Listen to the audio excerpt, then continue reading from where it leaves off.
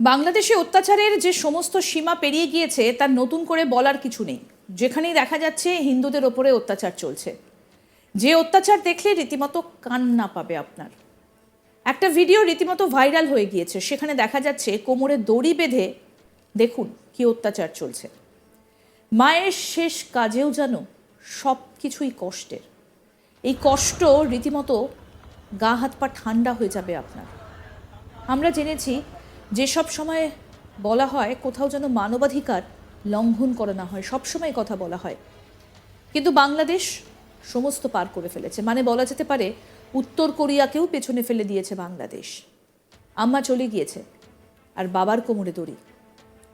এটাই কি বাংলাদেশের ছবি? রীতিমতো ছোট ছোট ছেলে মেয়েকে ধরে কাঁদছেন এই ছাত্রলীগের নেতা, জড়িয়ে ধরে বলছেন তোদের দাদি আর নেই। আসুন এই ভিডিওটা আপনাদেরকে দেখাই, গায়ে কাঁটা দেবে রীতিমতো। কোমরে দড়ি, কাঁধে মায়ের লাশ, হাঁটতেও পারছেন না এই ছাত্র নেতা।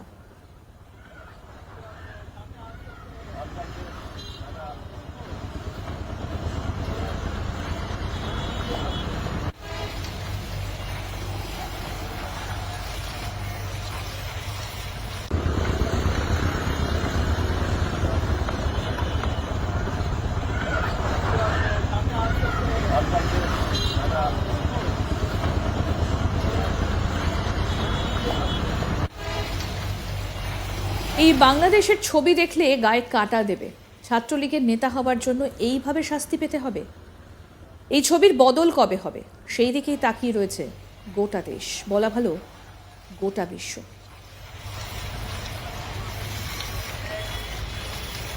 দেখুন, অজু করার জন্য হাত মুখ ধুচ্ছেন, সেখানেও কোমরে দড়িটা রয়েছে। পাশে এক পুলিশের উর্দি পরা ব্যক্তি, তিনিও হাত মুখ ধুচ্ছেন। মাত্র 2 ঘন্টার জন্য প্যারোলে ছাড়া পেয়েছেন এই ছাত্র নেতা মায়ের শেষ কাজের জন্য। সেখানেও কোমরে রয়েছে দড়ি বাঁধা, অসংখ্য পুলিশ পাহারা।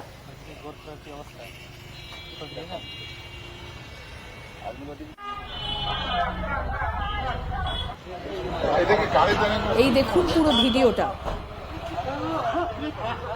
মায়ের শেষ কাজের জন্য 2 ঘন্টার প্যারোলে ওই ব্যক্তিকে ছাড়া হয়েছে এবং তার সঙ্গে তার 2টো ছোট ছোট বাচ্চাও রয়েছেন। তারা কাঁদছেন বাবাকে জড়িয়ে। তাদের বাবা কি অবস্থায় কোথায় ছিলেন বাচ্চারা হয়তো জানেই না। মায়ের শেষ কাজের জন্য দেখুন তখনও কোমরে তার দড়ি, ঠিকমতো হাঁটতেও পারছেন না ওই ব্যক্তি। এই বিষয় নিয়ে কথা বলেছিলাম বাংলাদেশের সাংবাদিক শাহিদুল হাসান খোকনের সঙ্গে। কি বলছেন তিনি শোনাবো। কি কি অবস্থা, কি ছবি! উত্তর কোরিয়াকে তো হার মানাবে, নিকৃষ্ট পর্যায়ে পৌঁছে গেছে মোহাম্মদ ইউনূসের বাংলাদেশ।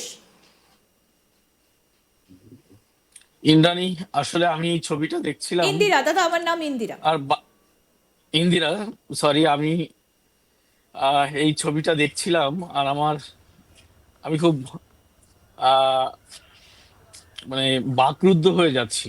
এই এটা নিয়ে কথা বলতে আসলে ভীষণ কষ্ট হচ্ছে আমার। দেখুন, বাংলাদেশের স্বাধীনতার আজ 53 বছর। একটি স্বাধীন সার্বভৌমত্ব রাষ্ট্র, যে রাষ্ট্রটি একটি বৈষম্যের বিরুদ্ধে যুদ্ধ করে, একটি হানাদার বাহিনীর বিরুদ্ধে যুদ্ধ করে, একটি হিংস্র বাহিনীর বিরুদ্ধে যুদ্ধ করে স্বাধীনতা অর্জন করেছিল। সেই স্বাধীনতার ইতিহাস আপনারা জানেন। আর সেই স্বাধীনতায় যারা অগ্রণী ভূমিকা রেখেছিল, সেই 1971 সালের আগে এই স্বাধীনতার পটভূমি তৈরি, এই স্বাধীনতার নেতৃত্ব যারা দিয়েছিল, সেই সংগঠনটির নাম বাংলাদেশ ছাত্রলীগ। যে জাহাঙ্গীর হোসেনকে আজ এই হ্যান্ডকাপ পরা অবস্থায় মায়ের জানাজা পড়তে হলো, তার অপরাধ কি জানেন? সে সেই সংগঠনের একজন সদস্য। সম্প্রতি ইউনূস শাহীর সরকার এই ছাত্র সংগঠনটিকে নিষিদ্ধ ঘোষণা করেছে। সেই নিষিদ্ধ ঘোষিত ছাত্রলীগের কর্মী এ কারণেই, সাবেক কর্মী এ কারণেই জাহাঙ্গীর হোসেন গ্রেপ্তার হয়েছেন। কি মর্মান্তিক ব্যাপার, যখন জাহাঙ্গীর হোসেন একটি মানে নিরপরাধ মানুষ, যখন তাকে অপরাধী বানিয়ে জেলে পোড়া হয়েছে, ঠিক তখনই তার মায়ের মৃত্যু হয়েছে।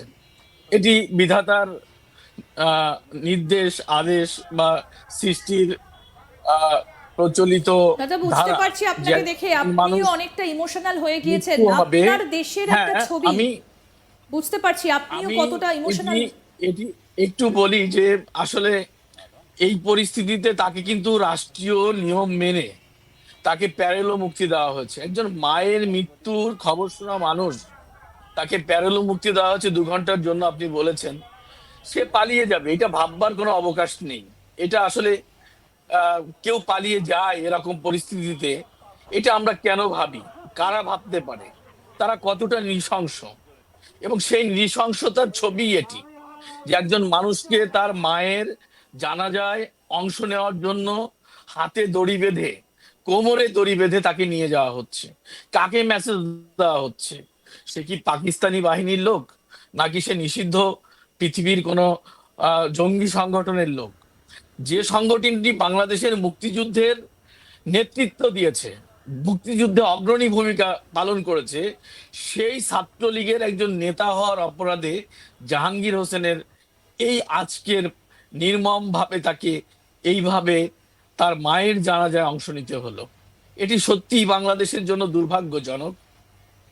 ইন্দিরা, এটা শুধু একটি খবর। এই যে খবরটি মানুষের সামনে আসে বা ভাইরাল হয়, এইটা আমরা আপনারা জানতে পারি, কিন্তু এরকম প্রতিদিন অহরহ ঘটনা ঘটছে। কাল আপনি জানেন যে পৃথিবীর ইতিহাসে এমন কোনো আদালত নেই যেখানে অপরাধী তাকে ডিপেন্ড করার জন্য আইনজীবী পায় না। কাল ঢাকা থেকে একজন প্রবীণ আইনজীবী, আপনি আগেই জানেন যে চট্টগ্রামের আদালতের কোনো আইনজীবীকে চিন্ময় দাসের আহ, সামনে চিন্ময় দাসকে ডিপেন্ড করার জন্য সুযোগ দেওয়া হচ্ছিল না।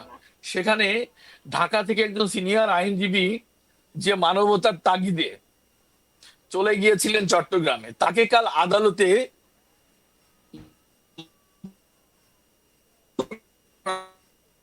চলছে, তার বয়স প্রায় 70। তো এভাবে জাহাঙ্গীর হোসেনের ছবিটি আমরা তো দেখতে পাচ্ছি, অনেকের ছবি আমরা দেখতে পাচ্ছি না। মানে এ ব্যাপারে মানে আমি আসলে আমার আহ, কথা বের হচ্ছে না মুখ দিয়ে, এত এত নির্মম হতে পারে মানুষ। আরো আপডেট পেতে দেখতে থাকুন আজ তাক বাংলা, সাবস্ক্রাইব করুন।